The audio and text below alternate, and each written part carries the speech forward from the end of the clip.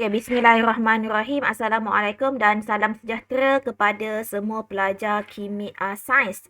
Pelajar sains tingkatan 4 dan tingkatan 5. So, hari ni kita nak ulang kaji. Okay, kita nak ulang kaji untuk bab 6 tingkatan 4 iaitu sokongan, pergerakan dan pertumbuhan. Okay, nampak gayanya kita ada seorang saja pelajar yang live hari ni. Okey, Kavya dah sedia ke belum? Okey, Kavya sudah sedia ya Kavya sebab Kavya dah masuk. Okey, kita start. Okey, soalan yang pertama. Okay, kita lihat Kavya soalan yang pertama. Okey, yang pertama dia kata antara berikut, okey, yang manakah betul tentang haiwan dan jenis rangkanya? Okey. Adakah haiwan cicak jenis haiwan cicak jenis rangka luar, haiwan paus rangka hidrostatik, rama-rama rangka dalam, ketam rangka luar? Yang mana satu Kavya?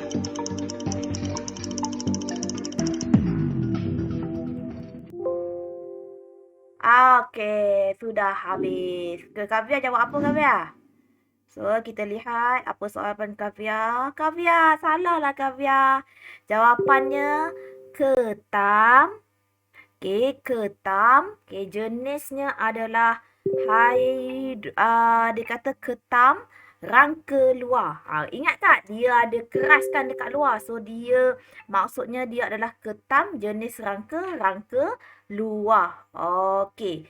Kemudian, okey, kita pergi kepada soalan yang seterusnya.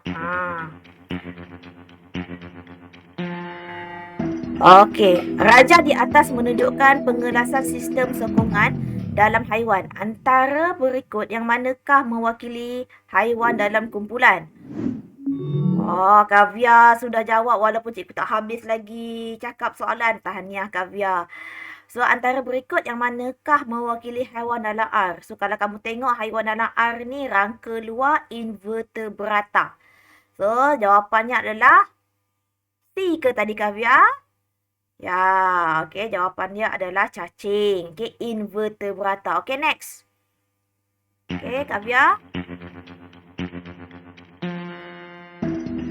Okey, mengapakah zirafah adalah tidak stabil? Kenapa zirafah tak stabil? Luas tapaknya kecil, pusat gravitinya tinggi, saiz badan besar, berat badannya besar. Wah, Kavya betul dah. Dah dapat pace, dah dapat kamu punya semangat nak menjawab. Pusat gravitinya yang tinggi. Sebab tu dia tinggi. Tapi kalau dia nak cabilkan dia kena kangkangkan dia punya kaki. Bagi luas dia punya luas permukaan. Okey, kita lihat soalan yang seterusnya. Okey. Raja di atas menunjukkan struktur yang terdapat pada sendi lutut. Apakah fungsi yang berlabel N? N ni apa? Okey, menyerat hentakan, menyambung otot dengan lutut, otot dengan tulang ataupun tulang dengan tulang. Yang mana satu?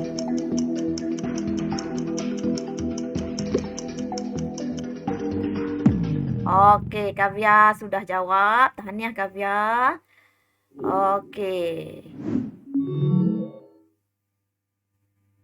Soalan ini adalah, jawapannya adalah menyambungkan tulang dan tulang. Tendon. Okey, so tulang ke tulang. Pergi kepada soalan yang seterusnya. Okey, antara berikut yang manakah lengkungan pectoral dan humerus? Tendon, rawat, ligamen dan patella. Mengikat lengkungan pectoral dan humerus. Okey, so Kavya, adakah jawapan Kavya betul? Nampaknya Kavya salah. Okey, kita lihat apakah jawapan yang betul. Okey, Kavya cakap tendon. Dia adalah ligamen. Mengikat lengkungan pectoral dan humerus. Ini kena ingat balik Kavya. Struktur dalam apa namanya? Manusia, rangka manusia itu semua kena ingat. Nanti kita akan tengok balik nota dia ya Kavya ya. Okey, pergi kepada soalan yang seterusnya.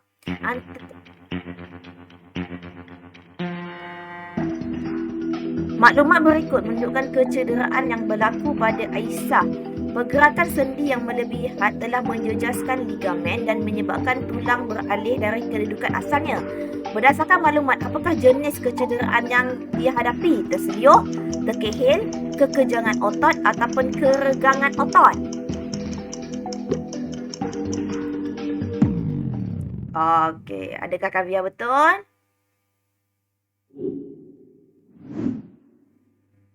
Oh, salah jugalah. So, jawapannya adalah, kita lihat adalah jawapannya B. Terkehil. Kamu jawab kekejangan otot. Baca ni. Pergerakan sendi yang melebihi had. Kiranya kamu tersalah, tersilit, terkehil tu kiranya kamu punya sendi ni kamu mengangkat satu had yang terlebih muatan. Terlebih had. Okay, so dia akan tulang tadi dia akan beralih dari kedudukan yang asal. Okey. Soalan yang seterusnya.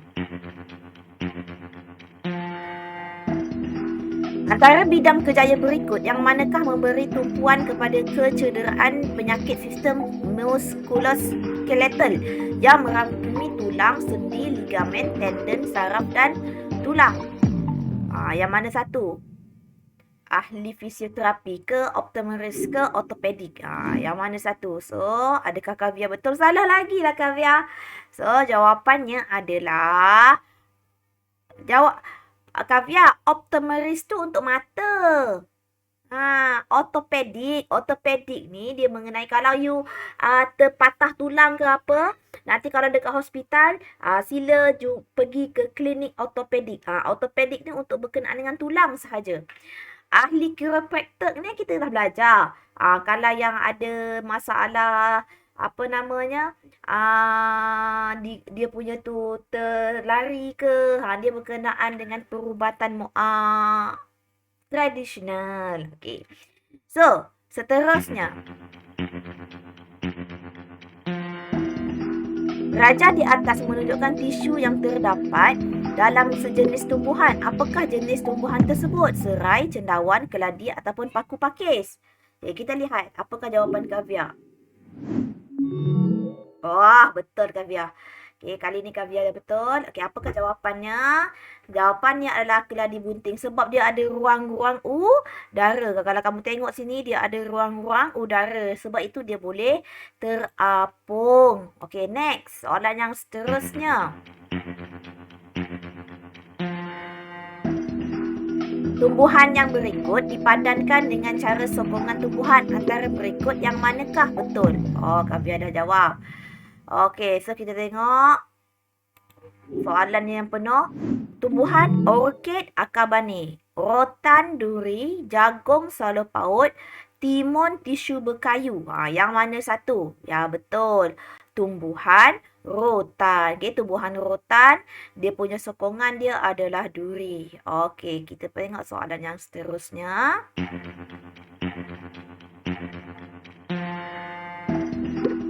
Pada peringkat pertumbuhan manusia, manakah menunjukkan kadar pertumbuhan lelaki dan perempuan adalah hampir sama? Cepat Kavia, kau jawab.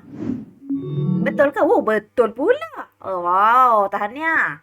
Okey, so kalau kita lihat, waktu bayi lelaki dan perempuan pertumbuhannya yang hampir sama. Okey, dah habis dah soalan. Okey. So, adakah kamu puas hati Kavia? Berapa banyak yang kamu dah betul, berapa banyak kamu salah. Okey, tahniah kepada Kavia. Okey, so kita lihat, yang first adalah Kavia lah. Sebab seorang saja yang masuk. Tahniah kepada Kavia.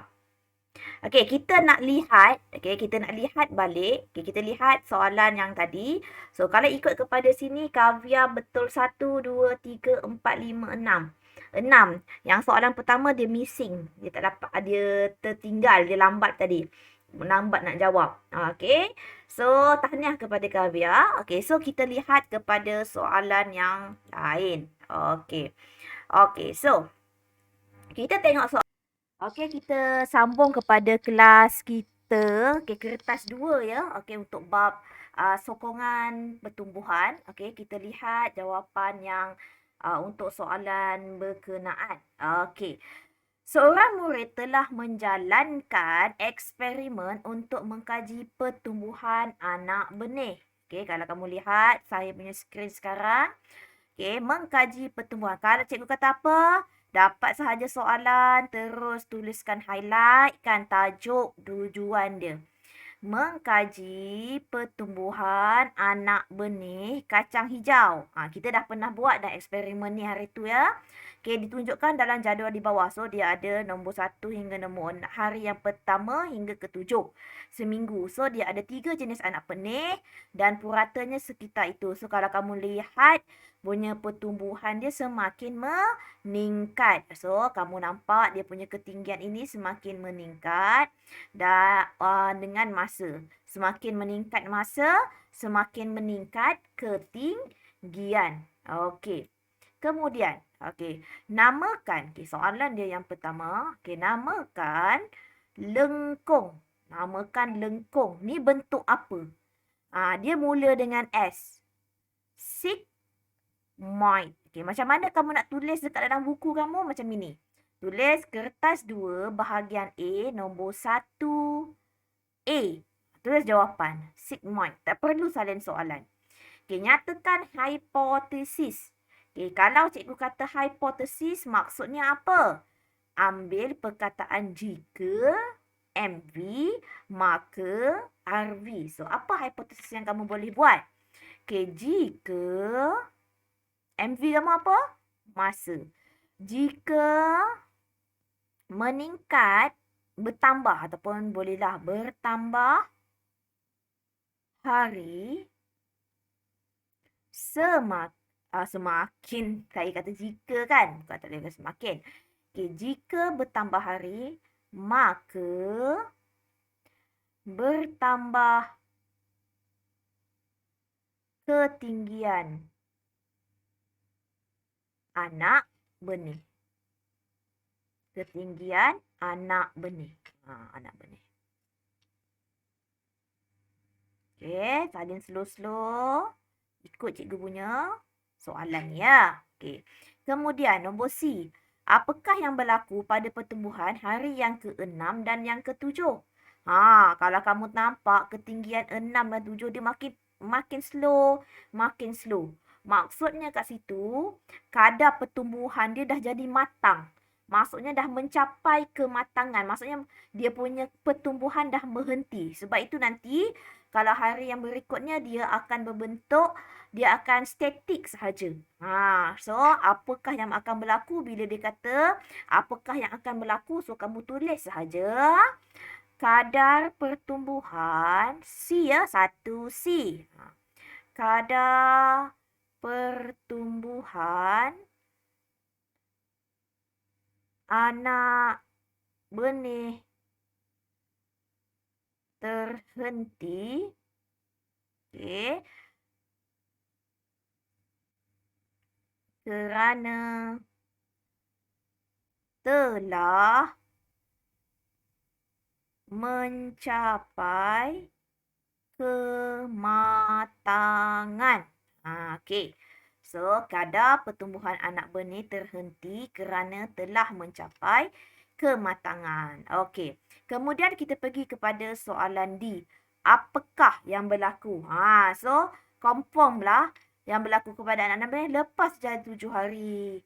So lepas saja 7 hari dia akan slow pula, dia akan terus akan mati. Dia akan mati. Okey. Berikan satu contoh lain biji benih yang mempunyai pola pertumbuhan yang sama. Kalau yang macam ini jenis-jenis kacang. Contohnya kacang merah ke. Dia nak satu je kan? Kamu buat satu saja. Okey, ataupun jagung ke. Boleh. Okey, ambil satu sahaja. Okey, kita pergi kepada soalan yang seterusnya. B. Rajah menunjukkan skapula. So, ini skapula yang dekat lengan kamu tu dan lengan tangan. Pada rajah di atas, labelkan. So, kalau nak labelkan, Homeless buat macam mana? Homeless just lukis sedikit sahaja macam ini. Just macam ada rupa pun jadilah. Okay, asalkan kamu lukis. So, mana otot bicep? So, otot bicep adalah di atas ini. So, tulis di sini otot biceps. Okey. Kemudian, yang menghubungkan antara otot dengan tulang, kita panggil dia adalah tendon. Okey, boleh ya? Lukis just macam sketch sahaja pun tak apa. Cikgu tak marah. Tak cantik pun tak apa. Asalkan ada rupa otot bicep atas, tendon di bawah. Ini tulis soalan bahagian B nombor 2. So, nombor 2 untuk bahagian B, dia lebih kepada kamu punya knowledge. Kamu punya pengetahuan. Okey, kamu punya pengetahuan. Okey, kita slow-slow kita buat. Okey, nyatakan dua ciri tendon. Apa tu tendon tadi cikgu cakap? Tendon tu yang menghubungkan otot dengan tulang. Kalau otot dengan tulang ni mestilah dia punya ciri yang pertama kuat. Okey, yang kedua kurang kenyal. Okey, kuat dan kurang kenyal. Okey. So, siapakah yang masuk itu? Okey, Lo Kaihan. Okay, terima kasih Lo Kaihan. Okey, so Kaihan baru masuk. Sila buat soalan kuis yang cikgu letak dekat dalam WhatsApp. Kemudian yang keduanya, buka buku latihan, tuliskan soalan kertas 2. Okey? Jawab soalan kuis ya, Kaihan. Cikgu ada bagi link dekat grup WhatsApp sekolah. WhatsApp dekat kelas. Okey, kita pergi kepada tak apa, kita bagi masa lagi untuk Kaihan dan Homnes untuk menyalin. Okey. Kemudian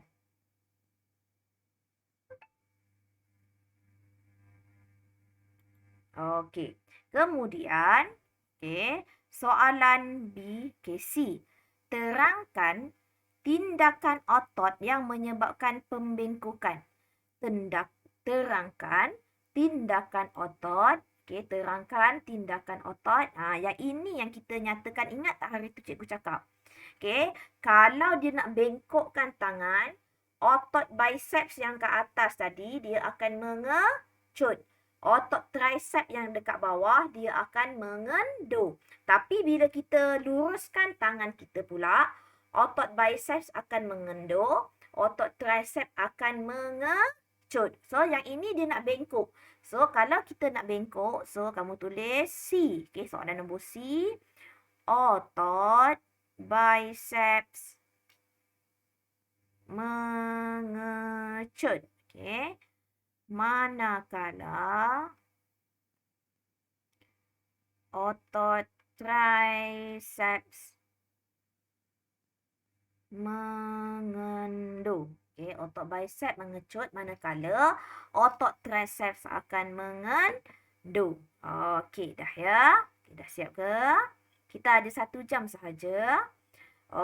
Nanti Lo Kaihan tolong buatkan soalan kuisis ya. Dalam grup. Dalam grup yang mana dekat grup kita, cikgu akan letak dekat kamu punya ruangan chat. Homnes tahan ya. Homnes dapat 5/10 ya Homnes ya. Okey. Yang ini adalah yang dekat ruangan chat yang baru cikgu letak adalah kuisis untuk offline ya. Pergi kepada soalan yang seterusnya. Yang ini. Kalau jumpa yang ini ni apa? Ini adalah pertumbuhan serangga. Serangga berangka luar. Contohnya apa? Macam apa tu Homnes? Lipas boleh tak? Ataupun belalang. So, kalau kamu lihat dia bentuk tangga. So, soalan yang pertama dia kata, namakan proses di 1, 2, 3, 4. So, ini adalah nama proses penyalinan kulit ataupun dalam bahasa sainsnya adalah ekdisis. Terangkan. So kalau dia suruh terangkan, di sini kalau kamu nampak 2 markah. So, kamu cakap saja. Haiwan mengalami proses salin kulit untuk pertumbuhan. Okey. Haiwan mengalami proses salin kulit untuk pertumbuhan. Okey. Kemudian, nombor B1 dah. B2. Nyatakan kenapa berlakunya proses DA. Kenapa boleh berlakunya proses salin kulit? Mestilah untuk menjadi dewasa. Okey, untuk menjadi dewasa. So, apa contoh yang cikgu bagi tadi? Lipas, belalang. Okey, kamu boleh letak apa-apa sahaja. Okey, lipas, belalang. Okey, boleh. Cikgu bagi masa. Dah siap bagi tahu ya. Okey, kita lihat kepada soalan bahagian C. Okey, baca penyataan. Okey, kalau yang ini, okey, kamu hanya perlu salin buat jawapan sahaja. Okey, jangan risau. Okey, vertebrata bersaiz besar mempunyai tulang yang besar dan padat. Okey, bertulang besar dan padat. Kerana berat badannya disokong oleh rangka dalam. Ingat tak? Kita dah pernah buat eksperimen ni. Yang kita gulung-gulung kertas, kemudian kita letakkan buku banyak-banyak dekat atas tu. Okey, yang ini mengenai tulang padat dengan tulang berongga. So kita dapati kalau tulang yang berongga tu lagi ringan. Okey, tulang yang besar, yang padat, kuat. Okey, dia sangat padat. Okey, yang padat dia cepat patah. Betul tak? Yang mana satu? Kita dah pernah buat dah hari tu. So, jom kita lihat macam mana nak buat soalan ni. Nyatakan satu penyataan masalah. So, kalau dikata penyataan masalah, maksudnya kamu kena buat suatu soalan. Suatu soalan kat sini. So, kamu nak bandingkan antara tulang yang berongga dengan tulang padat, mana satu lebih kuat? Apa yang sesuai untuk jawapan kamu? Okey, so kamu tulis jawab soalan kamu ni adalah soalan 4A1. Okey, so adakah, yang sesuai adakah lah ya. Adakah tulang berongga lebih kuat daripada tulang yang padat. Okey. Lepas tu buatkan question mark kat sini. Tanda soalan. Okey, adakah tulang berongga lebih kuat daripada tulang padat? So, kemudian dia nak nyatakan hipotesis dekat sini. So, kalau dia suruh nyatakan hipotesis kat sini, so kamu kena ikut apa yang dekat dalam pernyataan dekat atas. Okey, so pernyataan dekat atas tu dia tentang tulang berongga. So, kamu cakaplah tulang. Okey, ini nombor 2 ya. Nombor 4A2. Tulis macam itu dalam buku kamu. Tulang berongga lebih kuat daripada tulang yang padat. Tulang berongga lebih kuat daripada tulang yang padat. Okey. So, dengan menggunakan kotak silifon, ingat tak yang ini? Macam mana kita nak buat soalan ni? So ingat tak kita nak buat macam mana soalan ni? Yang hari tu kita gulungkan kertas. So, gunakan apa alat yang ini dan kalau dikata radas yang lain, kamu kena fikirkan. Apa satu lagi bahan yang tertinggal. So, kamu fikirkan apakah bahan tersebut. Okey. So, ini untuk yang ini kita lihat kepada eksperimen. Nanti kamu tengok sendiri buku teks, kamu salin sahaja. Okey, kamu tengok buku teks kamu dan kamu salin sahaja. Dia minta apa soalan tadi? Soalan tadi mula-mula dia minta tujuan ke Homnes? Dia minta tujuan ya? So, kamu salin ikut kepada apa yang dia minta. Apa yang dia minta. Okay, contohnya kata tadi dia minta tujuan. Dia minta tujuan ke? Tujuan pemboleh ubah prosedur. Nampak tak? Tujuan pemboleh ubah prosedur dengan penjadualan data. So, kamu hanya salin dalam buku kamu. Yang ini buat waktu lain lah ya. Okay, sebabnya dia take time. Okey. Yang ini kamu hanya salin yang ini saja. Okey, tujuan membandingkan kekuatan tulang padat dengan tulang berongga. Selepas itu pemboleh ubah. So, salin pemboleh ubah dimanipulasikan, bergerak balas dan dimalarkan. Okey. Kemudian bahan lain tak payah. Terus kepada prosedur. Terus kepada prosedur. So tuliskan prosedur ini. Kalau prosedur ni buat dalam ayat pasif. Contohnya, satu silinder yang berongga dibuatkan dengan diameter berukuran 2 cm. Okey. Kemudian, dia nak prosedur ke dia nak langkah? Tengok dulu. Kalau prosedur kamu salin sahaja yang itu. Prosedur cikgu. Kalau prosedur kamu salin sahaja yang dalam buku sebab kita tak buat lagi eksperimen ni. Okey, sebab kita tak buat eksperimen ni, kita hanya merancang sahaja. So, merancang sahaja ya. Okey, salin semua ini sehinggalah lukiskan gambar. Kenapa cikgu minta kalau eksperimen mesti minta lukis gambar? Sebab saya risau nanti dalam kamu punya prosedur ni kamu tak tertinggal. Tertinggal penutup ke, tertinggal ini ke, kamu kena buat, lukiskan dan kena label. Kemudian, last kali adalah keputusan. Kesimpulan tak payah. Dia last kali adalah keputusan.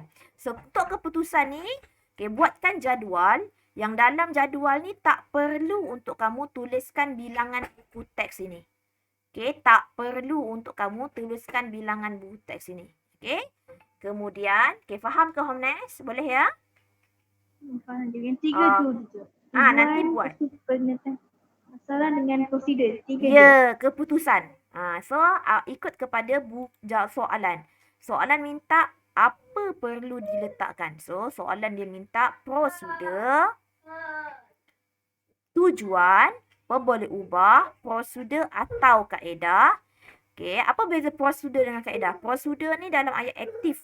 Kaedah ni dalam keadaan pasif. Okey. Kemudian penjadualan data. Okey, so ini cikgu tinggalkan untuk kamu buat nanti. Okey, cikgu nak tunjukkan soalan yang ini. Sebab cikgu nak ajar macam mana nak buat soalan esei. Okey, boleh ya Homnes? Boleh ke? Kaihan? Okey. Kemudian kita lihat kepada gambar ini. Okey, gambar di atas. Okey, tengok ya. Gambar di atas dia kata sejenis tumbuhan berkayu. Okey, akarnya berfungsi untuk membesar. Okey, pernah tak tengok ni? Ini akar apa ni? Akar banih ya. Dia kalau nampak macam ni, dia memang macam dah lama pokok ni, dah bertahun-tahun. Okey, memberi sokongan kepada tumbuhan tersebut agar lebih stabil apabila menerima pengaruh luar seperti angin yang kuat. Okey, berikan 2 faktor mempengaruhi kestabilan. Okey, 2 faktor yang mempengaruhi kestabilan. So, soalan ini kamu tak perlu nak salin soalan. Okey, kamu hanya tuliskan jawapan sahaja. Okey, ikut cikgu ya. Okey, cikgu nak ajar macam mana nak jawab soalan esei. Okey, yang pertama. Okey, berikan 2 faktor. Okey, kalau faktor yang ni, pokok ni dah lah besar, tinggi. So, faktor yang pertama, kamu hanya tuliskan jawapan macam ni je. 5A. So, kamu jawab. Okey, yang pertama mestilah pusat graviti dia. Okey, pertama adalah pusat graviti. Yang kedua adalah keluasan tapak. Okey, keluasan. Nampak tak? Tapaknya luas. Okey? Okey, dah siap nombor 5A. Okey, 5B. Okey, 5B, wajarkan kepentingan. So, maksudnya, wajar tak? Ada sistem sokongan dekat dalam tumbuhan. So, wajarlah. Kenapa? So, kamu tuliskan sebab dia. Okay, yang pertama, nombor B. Untuk kestabilan lah. Okey, yang pertama dan untuk kestabilan dan mengelakkan daripada tumbang.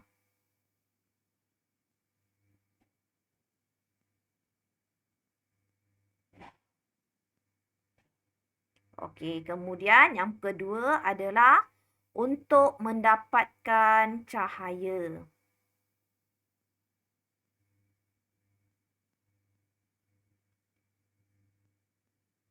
Kenapa tumbuhan perlu cahaya matahari? Proses apa? Proses, okey, untuk proses fotosintesis. Okey, so yang pertama untuk kestabilan, so nak elakkan dia daripada tumbang lah. Yang kedua nak mendapatkan cahaya matahari untuk proses fotosintesis. Okey, dah siap ya? Nombor 5 A, B. Tumbuhan berkayu, C ya, mempunyai akar seperti sokongan, sebagai sokongan. Bagaimana pula dengan tumbuhan akuatik? Okay, nyatakan jenis sokongan. Nah, ingat tak yang kamu buat soalan objektif tadi? Yang kamu jawab mana satu? Apa nama? Gambar seperti yang gambar dalam buku teks tadi tu. Dalam soalan objektif tadi. Dia ada ruang-ruang udara. Itu untuk apa? Pokok keembung ke? Pokok teratai. Okey. Pokok teratai. Okey. Kemudian nombor B dah siap. Dia suruh kamu nyatakan jenis sokongan. So, nama sokongan itu adalah daya apungan air. Okay, ataupun kita panggil dia tisu erenkima. Kemudian, kalau kamu nak tahu lagi, kamu buka buku teks macam mana rupa buku tisu dia. Tengok kepada soal bahagian tumbuhan. Okay, bahagian tumbuhan. Okay, kalau ini haiwan. Okay, kita pergi kepada tumbuhan. Okay, tumbuhan. Ini petuk sokongan. Okay, tengok. Okay, ni tumbuhan. Okay, kalau kamu tengok, kalau yang ini tumbuhan yang macam ini. Yang ini ya, tumbuhan yang okay, kalau kamu tengok dekat sini dia kata daya apungan air dan dia ada tisu erenkima. Okay, tisu erenkima. Yang mana bagi setengah tumbuhan akuatik dia akan membengkak dan mempunyai batang berongga yang besar. Kenapa? Nak menambahkan daya apungan seperti pokok keladi bunting dan teratai. Okey? So itu ya. Nampak ya? Nampak dah dapat bayangkan macam mana. Okay, kemudian kita pergi soalan D. Lukis dan label yang nyatakan. Lukislah yang macam kamu dapat soalan dalam objektif soalan kuis cikgu bagi tadi tu. Cuba lukiskan. So, cikgu tolong lukiskan yang mana dia ada bulat dekat sini. Okay, kemudian dia ada berongga. Dia lebih kurang macam inilah ya. Okay, kemudian kita ambil highlight. Okay, kita labelkan. So, ini adalah pundi udara dia. Okay, dah siap. Okay, kemudian kita pergi kepada soalan E. Berdasarkan konsep kestabilan dan sokongan tumbuhan, berikan dua contoh tumbuhan dengan sistem sokongan yang masing-masing. Dia nak dua saja. Kemudian, kamu cakap, kamu explainkan. Kamu explain. So, macam mana nak jawab soalan ni? Buatkan. Kalau boleh, buatlah dalam bentuk jadual. Buat bentuk jadual, bahagi dua. Bahagi dua. Kemudian yang pertama, tumbuhan. Yang kedua, jenis sokongan tambahan.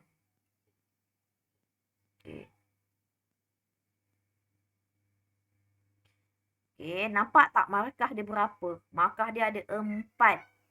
Markah dia ada 4. So, kamu tulis yang pertama tumbuhan. Dia kata berikan contoh tumbuhan. So, contoh tumbuhan ni 1 markah. Contoh pokok orkid. So, kamu bagi tahu dia ada akar cengkang. Ini 1 markah. So, kamu dah dapat berapa markah? Kamu dah dapat 2 markah. Markah yang kedua. Contohnya cikgu nak pokok bakau. Pokok bakau tu tak pokok bakau dekat paya bakau. Pokok bakau dekat paya bakau. So, ini adalah akar jangkang. Akar jangkang. Okey. So, kalau lihat dekat sini, okey. Kalau kamu tengok dia ada 4 markah, maksudnya ada 4 point. Okey, kamu buat ini 1 markah, ini 1 markah, ini 1 markah, ini 1 markah. So, kamu boleh buat yang lain lah. Contoh pokok jagung ke, pokok durian ke. Kalau pokok durian apa? Akar bani. Okey. So, yang kedua, kalau kamu nak buat pokok jagung. Sorry. Akar pokok. Okey. Akar sopong. Okey, so mana-mana saja. Okey, so itu sahaja untuk hari ni. So, kerja kamu adalah buat yang eksperimen tadi ya. Boleh, Homnes? Boleh cikgu. Terima kasih banyak-banyak. Okey, itu sahaja kelas kita hari ni. Kita jumpa lagi akan datang. Okey, esok kita jumpa ya. InsyaAllah. Okey, bye. Bye.